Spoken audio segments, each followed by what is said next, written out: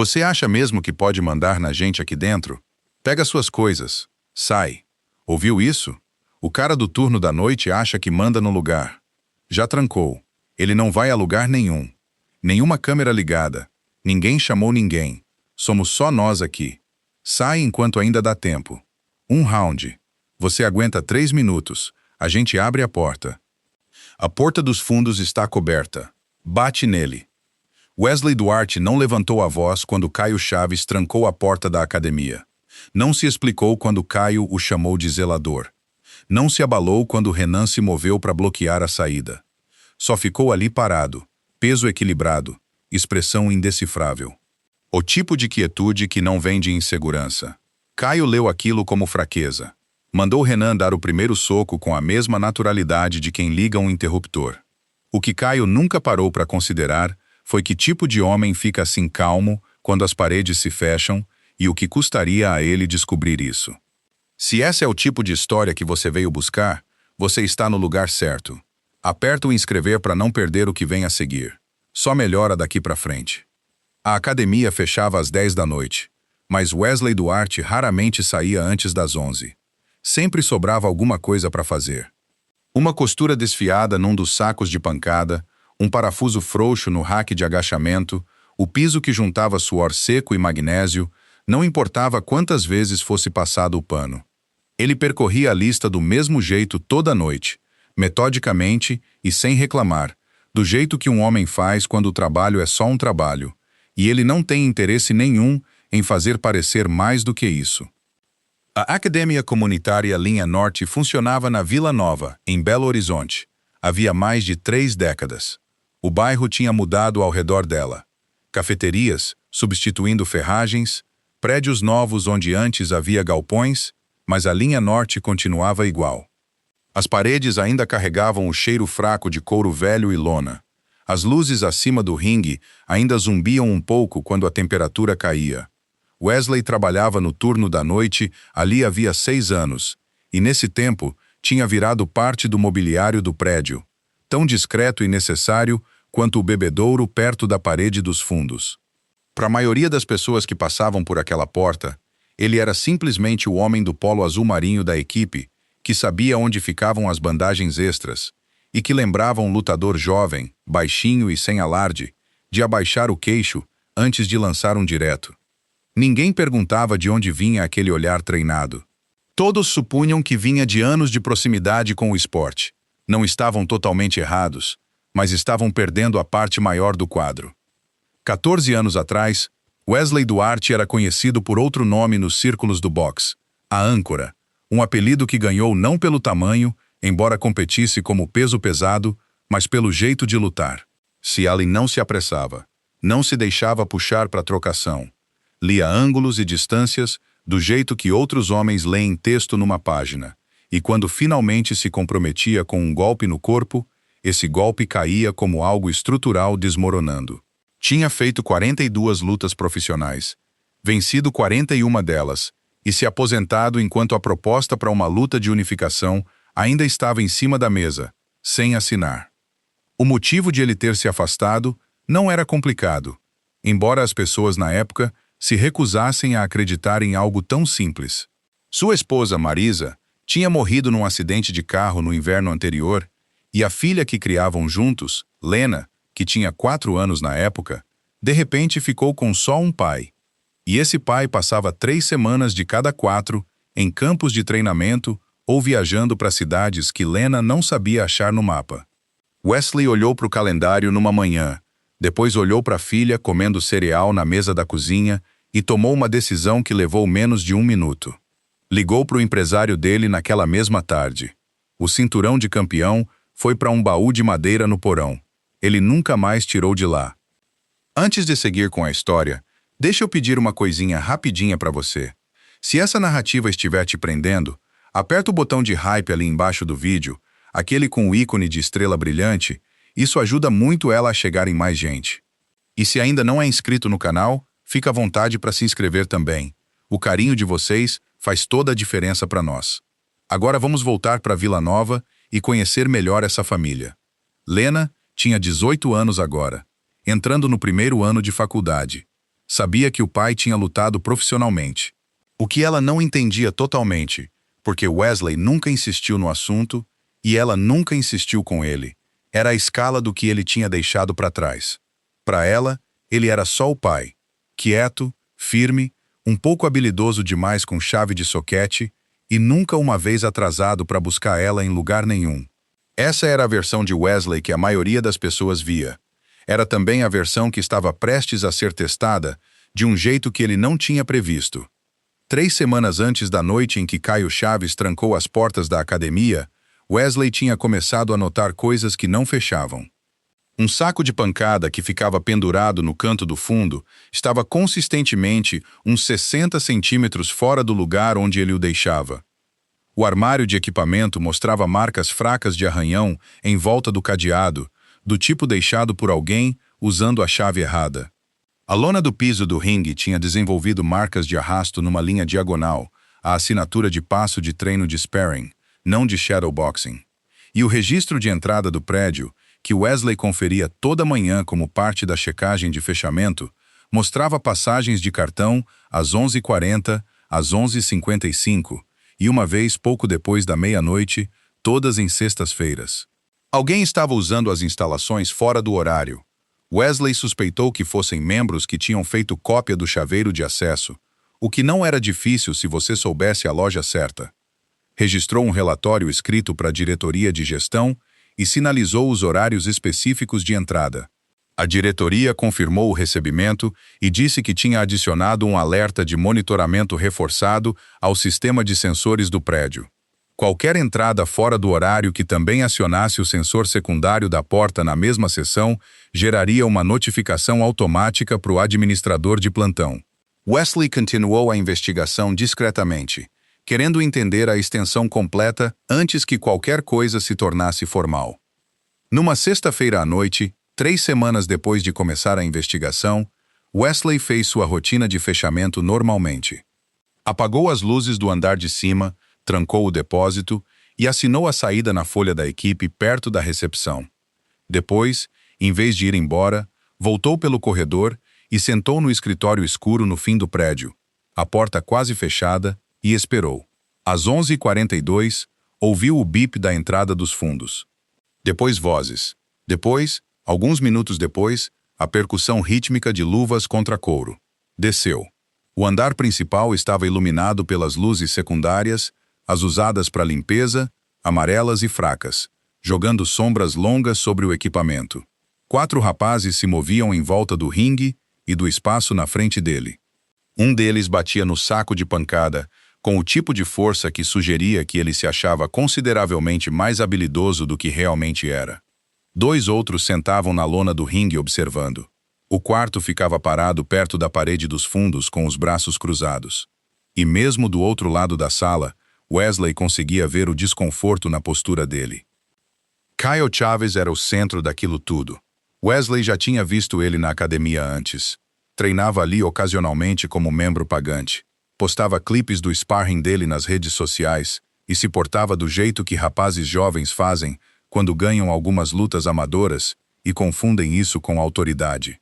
Tinha 22 anos, tinha o porte e o jogo de pernas de alguém com potencial genuíno e aparentemente tinha decidido que esse potencial lhe dava direito de usar as instalações nos próprios termos. Os outros Wesley conhecia menos.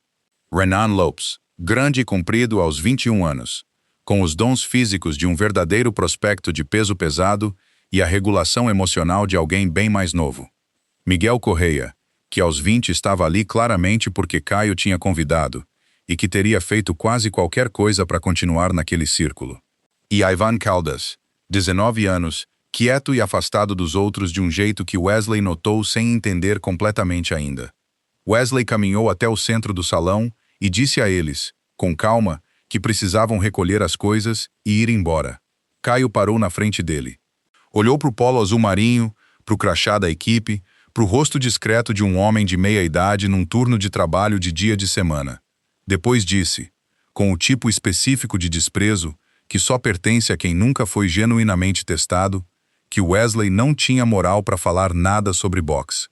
A resposta de Wesley foi curta. Disse que estava dando a eles a oportunidade de sair por conta própria. Caio achou aquilo engraçado. Achou engraçado do jeito que as pessoas acham quando confundem ausência de agressividade com ausência de capacidade. Quando a calma de alguém soa para eles como convite, em vez de aviso. Caminhou até a porta da frente, girou a tranca e ergueu a chave para Wesley ver claramente. Do outro lado da sala, Miguel foi até a saída secundária e encaixou a barra de metal que usavam para trancar o depósito de equipamento na fechadura da porta. No momento em que Miguel ativou o mecanismo secundário da porta, isso registrou no sistema de sensores do prédio, exatamente o disparo duplo que a diretoria tinha marcado para notificação. Mas ninguém na sala sabia disso ainda. Caio estabeleceu os termos com a confiança de quem acredita estar fazendo um favor a Wesley por deixar simples. Round, 3 minutos. Wesley e Renan no ringue. Se Wesley aguentasse o round inteiro, abririam a porta e iriam embora. Fez soar como uma proposta esportiva. Wesley recusou e disse claramente que estavam transformando uma situação idiota numa com consequências reais. Kyle respondeu a isso se dirigindo a Renan na frente de todo mundo, com a observação de que um peso pesado que não topasse enfrentar um homem 20 anos mais velho não tinha futuro no esporte. Era o tipo de coisa que funciona em rapazes que construíram a identidade em cima de nunca recuar. Renan avançou. Jogou um jab, não um soco comprometido, mas um golpe de medição, do tipo pensado para estabelecer distância ou provocar reação. Wesley moveu a cabeça uns 5 centímetros para a direita e a luva passou pelo ar. Renan tentou um direto, carregando do pé de trás, do jeito que um lutador faz quando ainda não aprendeu a esconder as intenções. Wesley deu um passo para a esquerda e de novo nada conectou. Olhou para Renan por um momento. Depois disse a ele, sem nenhuma aspereza na voz, que ele estava girando o ombro antes do soco sair do quadril, que qualquer um com experiência veria vindo desde o momento em que o peso dele mudava. Era uma correção. Entregue do jeito que um treinador entrega uma. Prática, específica e completamente sem condescendência. Renan ficou parado com as mãos erguidas, e algo na expressão dele mudou, embora ele não conseguisse nomear o quê. Do outro lado da sala, Ivan tinha ficado muito quieto. Observava os pés de Wesley, o jeito como o homem ficava parado, peso distribuído baixo, o pé direito naturalmente virado para fora num ângulo preciso. O tipo de postura que não vem de ler sobre boxe, mas da memória física particular de ter feito aquilo milhares de vezes em condições que importavam de verdade. Ivan tinha crescido assistindo lutas com o pai, combates antigos dos anos 90 e do início dos anos 2000. E reconheceu alguma coisa na postura de Wesley, do jeito que você reconhece uma música que já ouviu antes, sem conseguir nomear na hora. Não disse nada ainda, mas parou de olhar para Caio. Caio tinha registrado a hesitação de Renan e não gostou. Se afastou daquela troca e voltou para cima de Wesley, questionando as escolhas de vida dele com a brutalidade casual de quem decidiu que a melhor forma de vencer um argumento é fazer a outra pessoa se envergonhar primeiro. Apontou para o polo da equipe, para o rodo encostado na parede do fundo, para o prédio em que estavam, e insinuou que um homem passando os 45 anos passando pano em piso de academia não tinha credibilidade para falar de nada com ninguém, muito menos de boxe. Wesley não respondeu nada disso. Tinha parado de escutar Caio do jeito que você para de escutar ruído de fundo quando algo mais importante exige sua atenção. Em vez disso, observava os 4, realmente observava, do jeito que tinha observado adversários do outro lado do ringue, nos segundos antes do sino, lendo distribuição de peso e respiração, e os pequenos sinais que as pessoas mandam quando estão trabalhando para manter uma postura que não habitam naturalmente. Viu Renan querendo provar alguma coisa, mas sem ter certeza total do que ou para quem. Viu Miguel observando Caio do jeito que a agulha de uma bússola observa o norte. Viu Ivan carregando o desconforto específico de uma pessoa que sabe que está no lugar errado e ainda não achou o momento de agir sobre esse conhecimento. E viu Caio, cuja necessidade real naquela sala não tinha nada a ver com boxe. O que Caio precisava era ser a pessoa que controlava o que acontecia a seguir. Wesley entendeu que bater em Caio não era a resposta, não porque não conseguisse, mas porque os outros 3 reagiriam de um jeito que tornaria o espaço perigoso. Um piso de academia cercado de equipamento de ferro não é lugar onde você quer 3 pessoas a mais decidindo se envolver. Então tentou uma abordagem diferente. Olhou direto para Renan e perguntou baixinho se ele realmente queria lutar ou se simplesmente não queria que Caio achasse que ele tinha medo.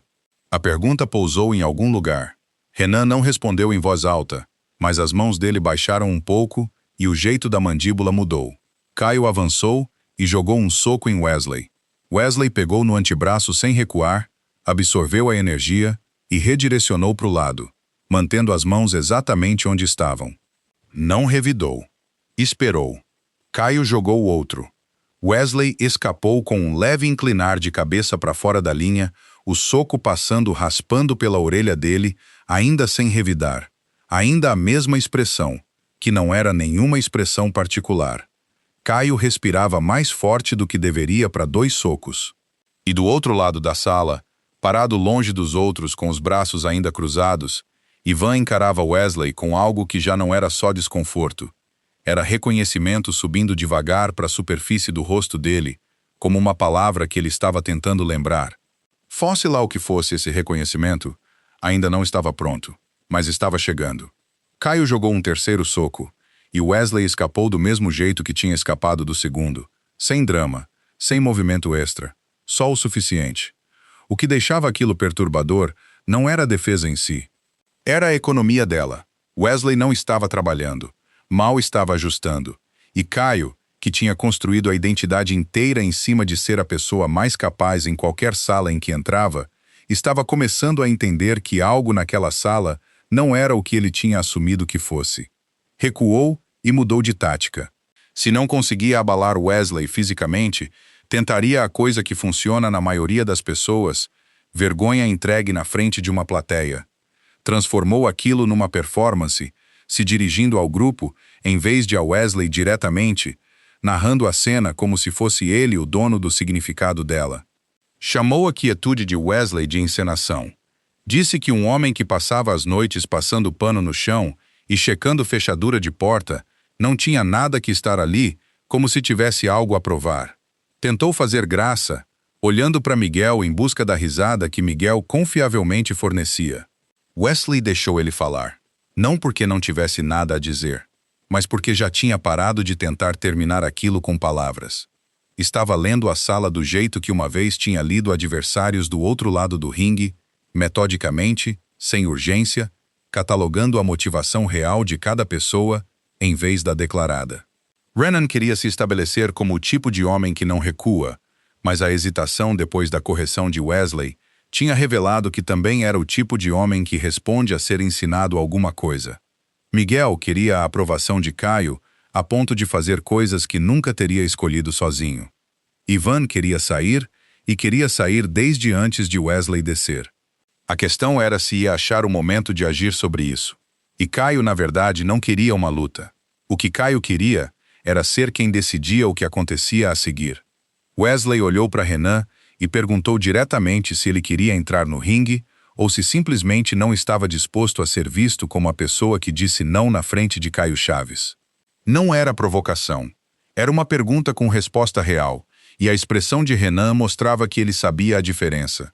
Caio não esperou a resposta. Avançou primeiro, não com a preparação que Wesley esperava, mas com algo mais solto, mais frustrado, um direto jogado de longe demais. Wesley pegou limpo no antebraço, angulou para longe e manteve as mãos exatamente onde estavam. Ainda não revidou. Caio respirava audivelmente agora, o ritmo específico de alguém cujo corpo está respondendo a esforço que o ego ainda não reconheceu. Wesley já tinha visto aquilo centenas de vezes. Significava que a janela para uma resolução limpa estava se fechando. O espaço entre os racks de equipamento estava ficando mais apertado à medida que o confronto se movia. Wesley registrou os suportes de peso de ferro à esquerda e a máquina de cabo atrás dele, e tomou uma decisão. Se aquilo continuasse no piso aberto, alguém ia acabar batendo no equipamento. Renan pesava pelo menos 15 quilos a mais que ele e tinha o tipo de pressão para frente que não se regula bem quando a adrenalina está totalmente ativada. Miguel era imprevisível de outro jeito, não habilidoso, mas do tipo cujos movimentos ficam grandes e descuidados numa situação de multidão. Uma queda contra o canto de um rack de peso no ângulo errado era lesão séria. Wesley caminhou até o ringue e passou por baixo das cordas. Chamou o nome de Renan com calma e disse um round, nos termos dele, não de Caio. As regras do boxe valiam dentro das cordas, e ali fora, as regras de Caio não valiam nada. Renan olhou para Caio, depois olhou para Wesley, depois passou pelas cordas. Caio fez questão de ajustar o celular como cronômetro. 3 minutos. O número ficou pairando no ar da sala fraca enquanto Renan erguia as mãos e avançava. O que aconteceu nos 3 minutos seguintes não foi uma luta do jeito que Caio tinha imaginado. Foi algo mais perto de uma demonstração, embora Wesley nunca tenha enquadrado assim e nunca uma vez tenha se dirigido à sala. Ele simplesmente boxeou. Desde os primeiros segundos, estabeleceu distância com um jab que não era jogado forte, mas chegava exatamente onde ele pretendia, tocando a guarda de Renan e recuando antes que Renan conseguisse organizar uma resposta. Quando Renan pressionava para frente, o que fazia porque pressão era o jogo natural dele, Wesley girava para fora da linha central e redirecionava a energia do avanço sem enfrentar diretamente. As combinações de Renan batiam no ar. O jogo de pernas dele era bom para a idade e experiência, mas Wesley estava sempre meio passo fora de onde o soco esperava encontrá-lo. Passou 1 minuto. A respiração de Renan estava mais pesada do que deveria, e os socos dele tinham começado a se anunciar levemente. O ombro caindo antes do gancho, o peso voltando antes do direto. Coisas que o treinador corrige na academia, hábitos que um lutador normalmente não percebe que tem até alguém mostrar. Wesley via todos. Caio tinha parado de checar o celular e observava em silêncio. Aos 2 minutos, Renan tentou cortar o ringue, empurrando Wesley para as cordas com uma série de jabs avançando. Foi a coisa mais inteligente que tinha tentado, usando o tamanho dele para limitar o espaço com que Wesley tinha que trabalhar. Wesley se deixou empurrar até a corda pressionar contra as costas dele. Depois usou uma pequena rolada por baixo do jab seguinte de Renan para voltar ao centro do ringue, terminando exatamente onde tinha começado, no espaço aberto, com Renan um passo atrás. Miguel, ainda parado fora das cordas, não disse nada. Os braços dele tinham se descruzado em algum momento dos últimos 90 segundos. Com uns 40 segundos restantes, Wesley se comprometeu com alguma coisa pela primeira vez. Levou um jab até a testa de Renan. Não forte, mas alto o bastante para que as mãos de Renan subissem instintivamente para cobrir o rosto. E no quarto de segundo em que os cotovelos de Renan levantaram, Wesley jogou um gancho curto no corpo. Percorreu talvez 20 centímetros. Não parecia muito de fora, mas caiu na costela flutuante com o tipo de precisão anatômica que 42 lutas profissionais deixam na memória muscular de um homem, e as pernas de Renan cederam por baixo dele quando o diafragma travou. Ele foi ao chão num joelho. Wesley deu 2 passos para trás e baixou as mãos. Disse a Renan para ficar no chão, respirar pelo nariz e não tentar levantar até o corpo avisar que estava pronto. A voz dele era a mesma de toda a noite, firme, específica, sem nenhum traço de satisfação nela. Estava dando instruções do jeito que um treinador dá depois de um round difícil, que era exatamente o que estava fazendo. O cronômetro do celular de Caio tocou. Ninguém se moveu por um momento. Depois Ivan, ainda parado perto da parede dos fundos, onde tinha passado a noite inteira, deu um pequeno passo à frente. Os olhos dele não tinham saído de Wesley desde a rolada que o trouxe de volta ao centro do ringue. Estava olhando para os pés do homem, o jeito como o peso se assentava, o ângulo natural do pé de trás. O jeito como cada movimento terminava com o corpo já organizado para o próximo. Era uma postura que o pai de Ivan, que assistia boxe obsessivamente durante toda a infância dele, teria reconhecido em uns 3 segundos. Os olhos de Ivan foram para a etiqueta com o nome no polo de Wesley. Duarte.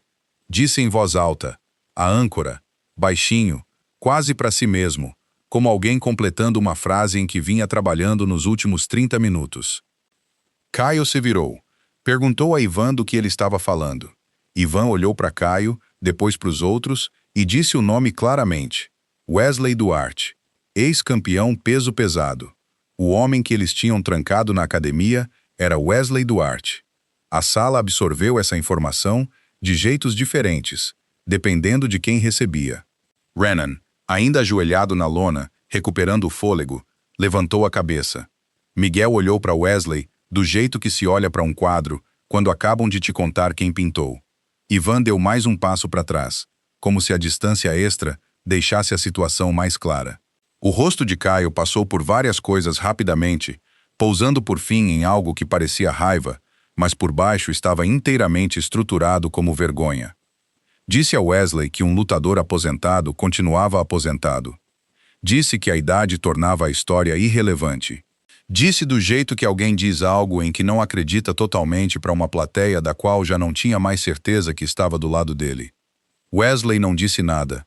Renan usou as cordas para se levantar. Disse a Caio sem drama que estava fora. Miguel disse o mesmo. Por um momento pareceu que a situação tinha chegado ao ponto natural de terminar. A porta seria destrancada. Todo mundo iria embora e a sala voltaria ao que era uma hora antes. Mas Caio não se moveu em direção à porta. Perder era uma coisa. Caio já tinha perdido antes. O que ele não conseguia processar era a forma particular do que tinha acabado de acontecer, que ele tinha organizado aquilo, se posicionado como a pessoa no controle da sala, entregado a Wesley Duarte os termos do confronto e depois visto 3 minutos apagarem toda a suposição em que a noite tinha sido construída. Se abrisse aquela porta agora, a história que sairia daquela academia junto com ele não era uma história que ele conseguiria controlar. Então, fez o que as pessoas fazem quando as opções se estreitam até o ponto em que orgulho é a única que sobra. Avançou. Se lançou em cima de Wesley, não com a preparação de um boxeador, mas com o movimento tudo ou nada de alguém que parou de pensar em consequências. Miguel, pego no arrastão do momento, sem pensar próprio nenhum, se moveu por instinto. Renan entrou para tentar parar Caio e acabou enroscado no movimento em vez disso. A sala ficou de repente caótica do jeito que espaços fechados ficam caóticos, rápido, alto, cheio de corpos se sobrepondo. Wesley recuou para uma versão diferente de si mesmo. Não o homem que treinava e corrigia e dava instruções sobre respiração.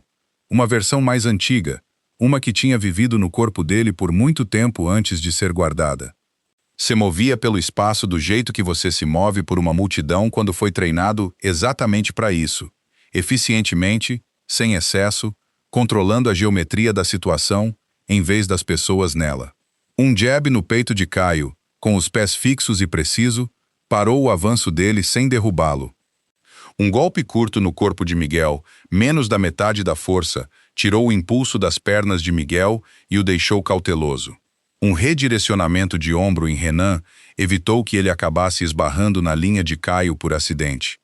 Wesley continuava dizendo uma palavra. Para. Dizia sem calor, o que tornava mais estranho ouvir no meio do caos. Caio circulou e veio pela esquerda. Depois cortou e avançou por trás. Wesley sempre tinha tido boa percepção periférica. Era uma das coisas que os treinadores dele tinham notado até no início da carreira. Essa qualidade de saber onde as coisas estavam, sem olhar diretamente para elas. Girou e a mão direita dele subiu e encontrou a posição com a especificidade de algo que o corpo lembra, quer a mente queira ou não.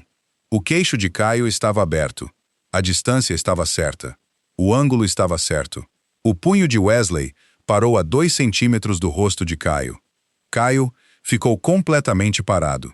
A respiração dele era audível. Estava olhando direto nos olhos de Wesley de menos de 30 centímetros. E o que viu ali não era raiva, e não era triunfo, e não era a versão desse momento que tinha passado a última hora imaginando. O que viu foi um homem que tinha tomado uma decisão. E a decisão não era o que Caio esperava. Wesley baixou a mão.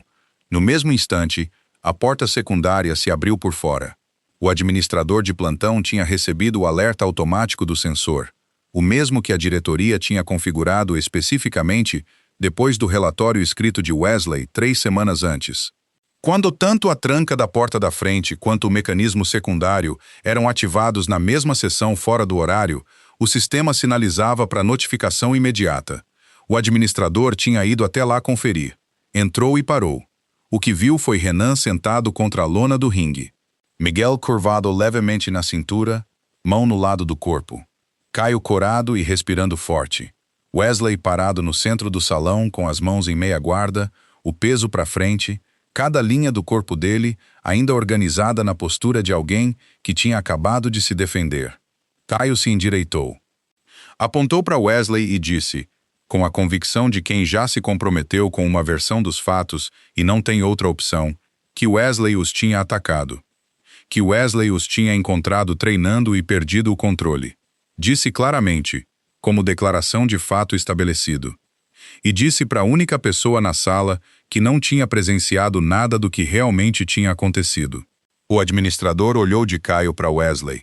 Wesley não disse nada. Até o fim daquela noite, Wesley Duarte tinha sido suspenso da posição na linha norte, aguardando investigação completa.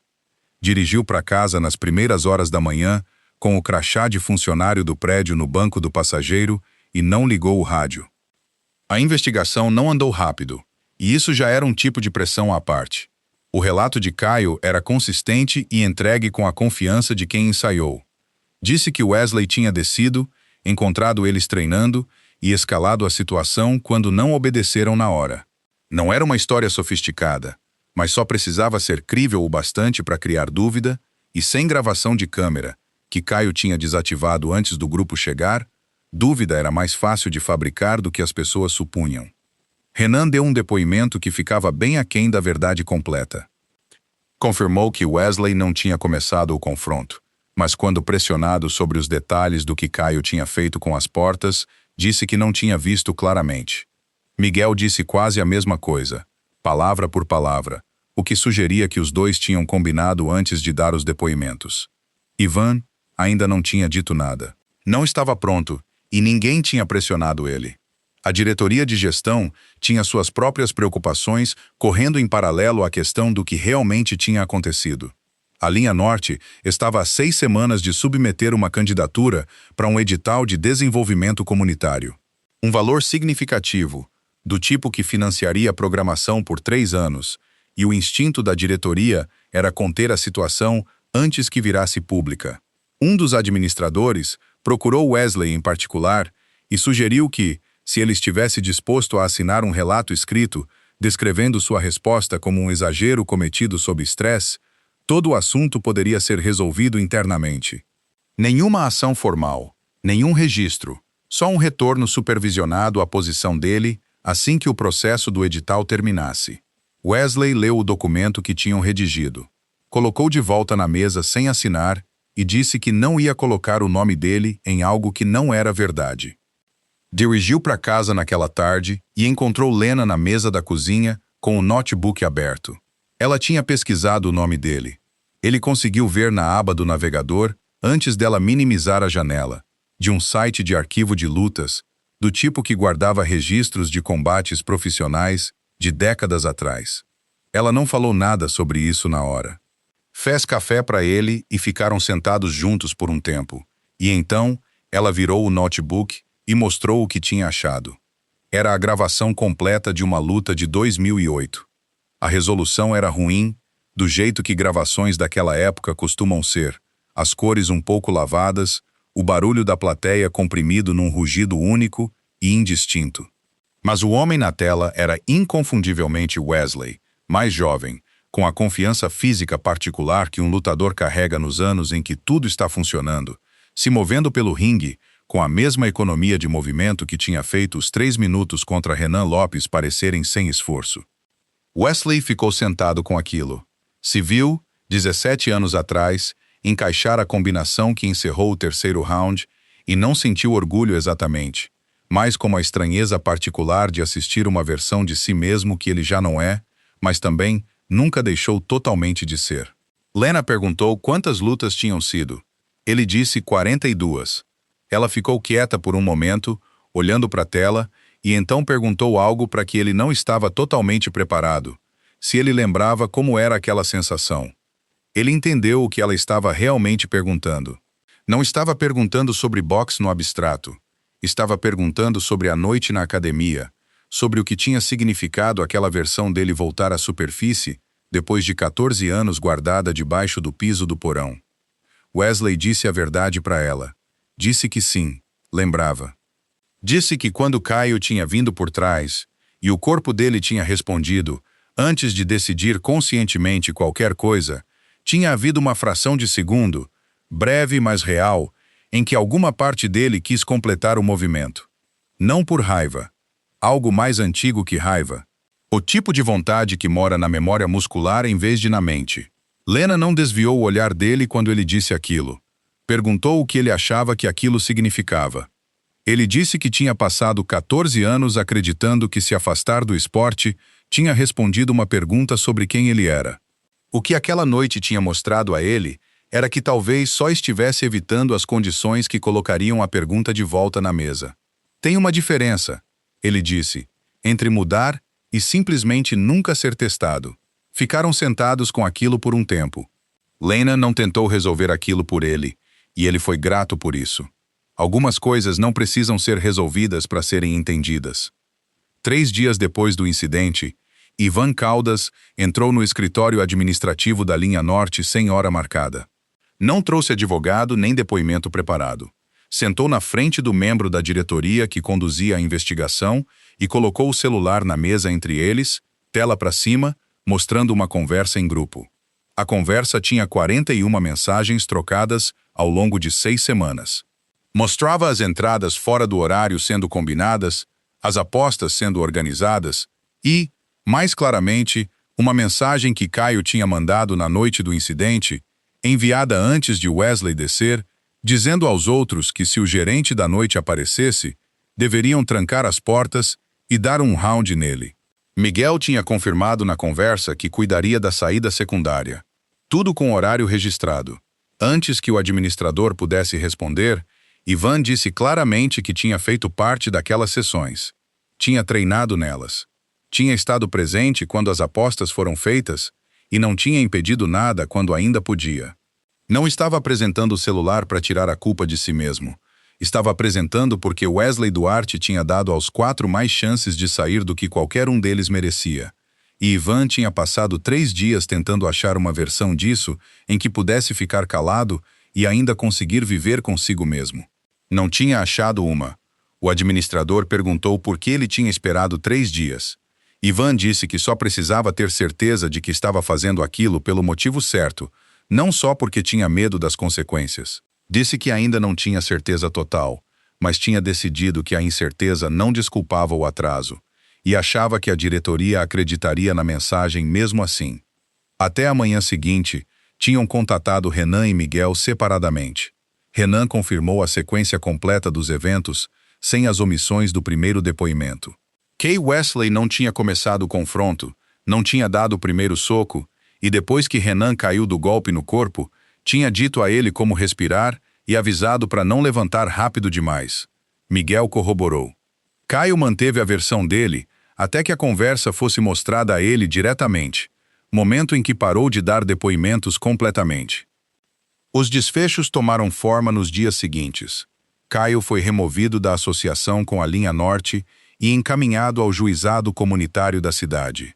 Trancar uma pessoa dentro de um prédio contra a vontade dela se enquadrava como cárcere privado sob a lei estadual. E as apostas organizadas fora do horário acrescentaram uma acusação separada.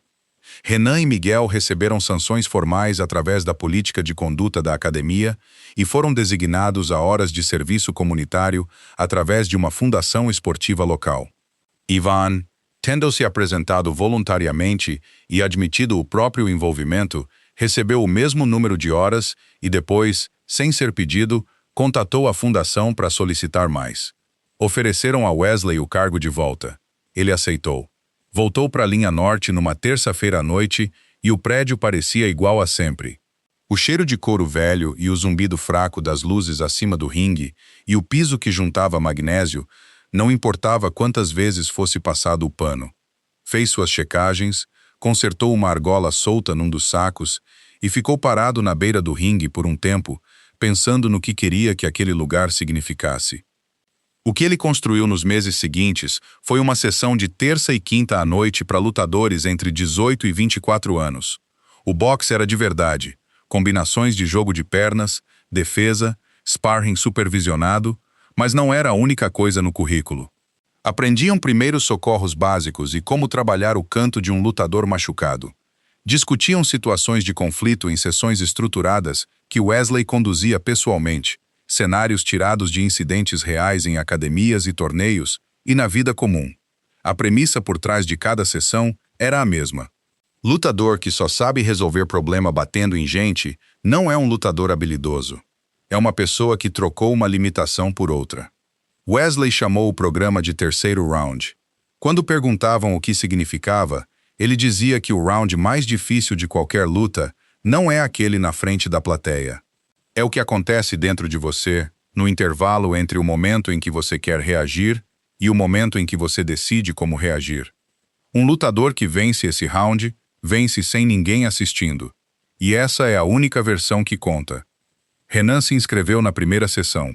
Chegou 15 minutos adiantado e não falou muito, mas voltou na semana seguinte e na seguinte também.